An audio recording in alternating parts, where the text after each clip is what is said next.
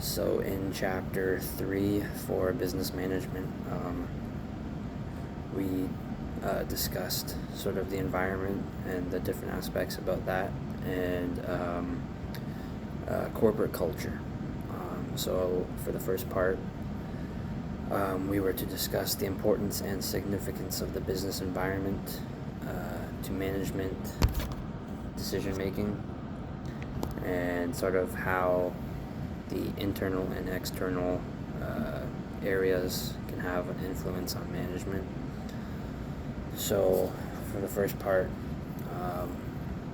management is an internal factor for a business.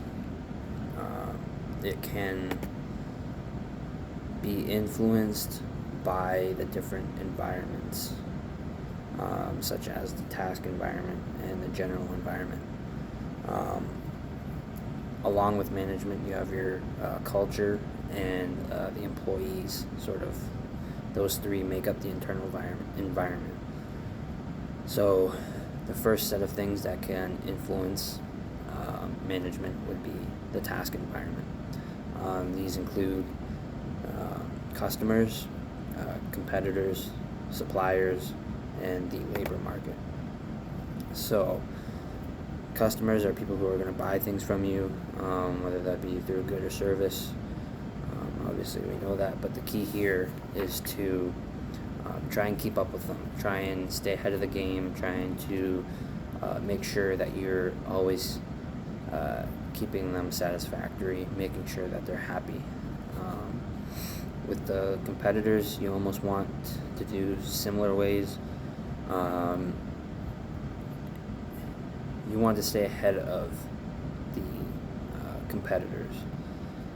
So for management, you're going to have different decisions to try and make, so you can try and keep one step ahead of your competitors. Same with the customers. As management, you're going to want to keep making the proper decisions to keep the customers happy. And there's the suppliers and the labor market, that those two come into play as well. The labor market are basically people in the environment who can be hired to work for the organization. So with that, you want to have good influence on your employees to keep them happy and to keep them as productive as possible. And we talked about it before. Good management comes through effectiveness and efficiency. So that's basically the task environment. So next we have the general environment. This is technological, natural, socio-cultural, economic, legal, political, and international. So basically, for the technological environment, you want to stay ahead of technology. If you're not advancing in your technology, you're moving backwards, because all your competitors are going to be advancing. So you want to be able to adapt and make the proper decisions to keep your success. Next we have the socio-cultural. This is basically all about the people, what's happening to the people, their wants, their preferences, things like that. As a manager, you're going to want to stay on top of that and make the right decisions for that. Got to keep note of those different things, because they are going to change over time. For the economic environment, basically managers have no effect over the economy. It's going to go whatever way that it will. Basically, if the economy goes down, people are going to have less disposable income, so that's something that managers will need to keep note on. And you're going to need to see trends and avoid losses and try and strive for more profits. Legal, political, you have the different laws that will affect your business. So managers are going to need to adapt. There are some negative ones that are going to kind of hinder your company a little bit in your operations, but there's also ones that you can take advantage of and try to help advance your company. The natural, this is something that could prevent you from producing as much as you normally do. So something like climate change, if you're able to produce a whole bunch of things or items or whatever you're producing, but producing that much will affect the environment. That's something, especially with climate change being a big factor nowadays, that could eventually limit the amount that you produce because your emissions that you're releasing. So those are the different ways that the general and task environment can affect management, basically. So yeah, and also task environment are factors that will affect the organizations directly, and the general environment are factors that will affect organizations indirectly and equally. So that's another thing to note. So for part 2, discuss the concept of corporate culture. Explain the importance of corporate culture to an organization as well as where this comes from. So basically, for corporate culture,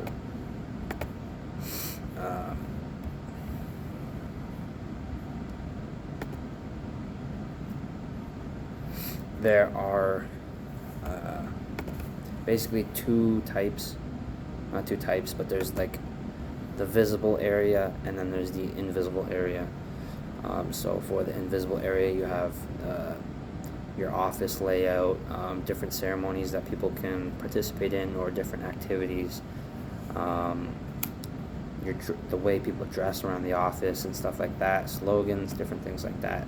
Those are things that are visible. There are invisible things, deeper values held by organization members, different slogans, and underlying assumptions and deep beliefs, such as people here care about one another like a family. A lot of the times there are companies that are completely opposite of that. They don't care about each other, and it gets real tense in the workplace. So obviously on the invisible side, people are going to try and strive to treat each other like a family, because that's how it's going to be most efficient, and nobody wants to be in an area where it's super tense to be around. So basically, corporate culture is a set of key values, beliefs, understandings, and norms shared by members of an organization. You want to avoid toxic culture. This is very negative. People are going to be very unhappy, not very productive, which is not good for the business. So you want to try and keep your culture, your corporate culture, as positive as possible. There are different ways to shape culture. You have your symbols, stories, slogans, ceremonies. Like I said before, ceremonies could be like different activities, special events that sort of bring everyone together. Slogans, different phrases that people can use.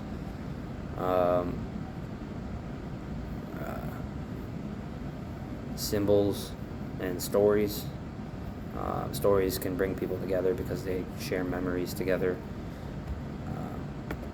So there are 4 types of corporate culture.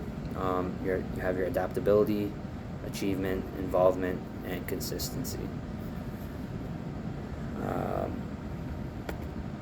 So for your adaptability culture, this is highly responsive,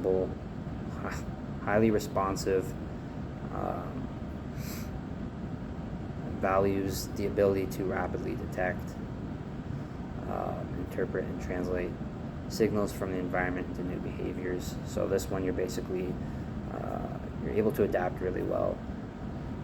as it says in the name, and work on when something's new. You kind of use it to your advantage. Your achievement culture, This is results oriented. Basically, people are going to take more initiative, different values, and they're able to work longer and harder and see more results. Involvement culture. This is internally focused. Values meeting the needs of employees as well as corporation inequality. This one's big because this one can make employees feel needed and wanted in the company. Then you have consistency culture. This is something that's stable, very consistent throughout. Values rules and thriftiness, and rewards methodical, rational, orderly way of doing things.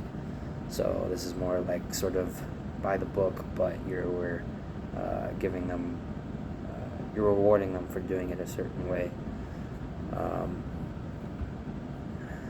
So basically, yeah,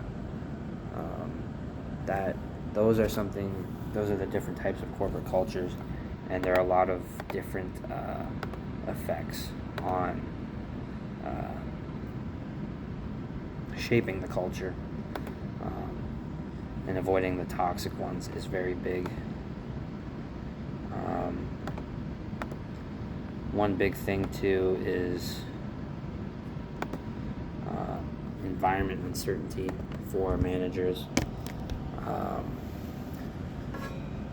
That's one way that the environment can affect internally for managers, for part one that I forgot to say. The ability to adapt is big for managers, and if they're able to do that, they're going to be a lot more successful.